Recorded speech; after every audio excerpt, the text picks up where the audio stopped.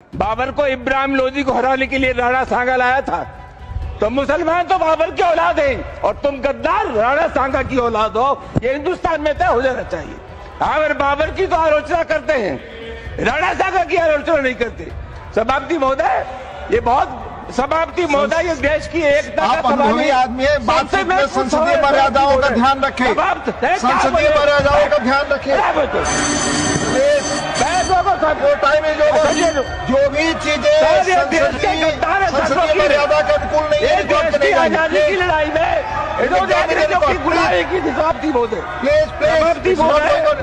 अभी होली का त्योहार था और मैंने कहीं नहीं पढ़ा कि किसी मुसलमान ने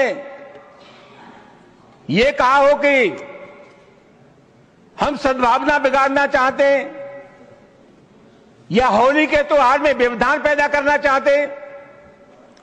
लेकिन इसके बावजूद भी तमाम ऐसे बयान आए जिसके चलते समाज में दरार पैदा हुई, रिश्ते खराब हुए। सर, एक बिहार के विधायक हैं और एक उत्तर प्रदेश के विधायक हैं। इन दोनों लोगों ने यह कहा कि मुसलमान अपने घर में कैद हो जाए होली पर। उत्तर प्रदेश के एक मंत्री ने कहा कि जिनको रंगों से नफरत है वो हिंदुस्तान छोड़ रहे हैं। और सभापति महोदय, अलीगढ़ यूनिवर्सिटी में सभापति महोदय, पहले होली का त्योहार नहीं होता था, परमिशन नहीं मिली। अब जब वहां अनुमति नहीं मिली, बाद में अनुमति मिल गई थी, तो वहां के एक जनप्रतिनिधि ने कहा कि जो इसका विरोध करेगा उसको मुंह पर पहुंचा देंगे। सभापति जी, कानून का राज है या जंगल का राज है? इस प्रकार की जो भाषा बोली जाती है वो किसी भी कीमत पर इस देश की सेहत के लिए ठीक नहीं है।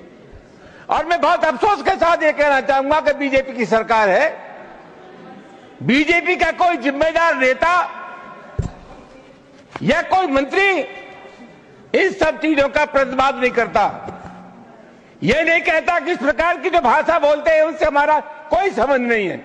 तो क्या हम मान करके चले कि इस प्रकार के जो तत्व है उनको सरकारी संरक्षण प्राप्त है या इनको भाषा अच्छी लगती है? सभापति महोदय, बार बार कहा जाता है और अभी कहा गया कि जो लोग होली में के त्योहार पर होली नहीं खेलना चाहते, और जैसा मैंने कहा जिनको रंग पसंद नहीं है वो हिंदुस्तान छोड़ दें। वो सभापति महोदय, मैं आपके मार्फत से जानना चाहूंगा, ये देश किसी के बाप का देश है? हिंदुस्तान में विभिन्न जातियों के धर्मों के लोग रहते हैं। इस देश की मिट्टी पर जितना अधिकार हिंदू का है उससे कम अधिकार हिंदुस्तान के मुसलमान का है। राष्ट्रीय आंदोलन में हिंदू, मुसलमान, सिख, ईसाई सब लोगों ने तिरंगे झंडे के नीचे एक कौम बनाई। आखिरी मुगल बादशाह जफर, उसके बेटों का सर कलम कर दिया गया, बादशाह जफर के पास भेज दिया गया और अंग्रेजों ने कहा दमदमे में दम नहीं, अब खैर मांगो जान की, यह जफर ठंडी पड़ी अब तेग हिंदुस्तान की। बूढ़े बादशाह जफर ने कहा गाजियों में बू रहेगी जब तक ईमान की, तक से लंदन तक चलेगी तेग हिंदुस्तान की। सभापति महोदय, कौन है इसका ठेकेदार?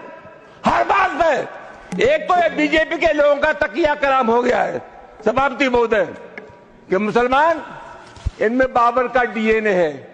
उप सभापति महोदय, मैं जानना चाहूंगा कि बाबर का डीएनए मुसलमान में है। हिंदुस्तान का मुसलमान तो बाबर को अपना आदर्श मानता नहीं है, वो तो मोहम्मद साहब को अपना आदर्श मानता है, सूफी संतों की परंपरा को अपना आदर्श मानता है। लेकिन सभापति महोदय, मैं जानना चाहूंगा कि बाबर को लाया कौन? बाबर को इब्राहिम लोदी को हराने के लिए राणा सांगा लाया था, तो मुसलमान तो बाबर की औलाद हैं और तुम गद्दार राणा सांगा की औलाद हो। ये हिंदुस्तान में तय हो जाना चाहिए। अगर बाबर की तो आलोचना करते हैं, राणा सांगा की आलोचना नहीं करते। सभापति महोदय, ये बहुत सभापति महोदय, ये देश की एकता का अनुभवी आदमी है। बातचीत में संसदीय मर्यादाओं का ध्यान रखें, संसदीय मर्यादाओं का ध्यान रखें। जो भी चीजें संसदीय मर्यादा का अनुकूल नहीं है, आजादी की लड़ाई में समाप्ति बोल Please, your time is over. You please sit.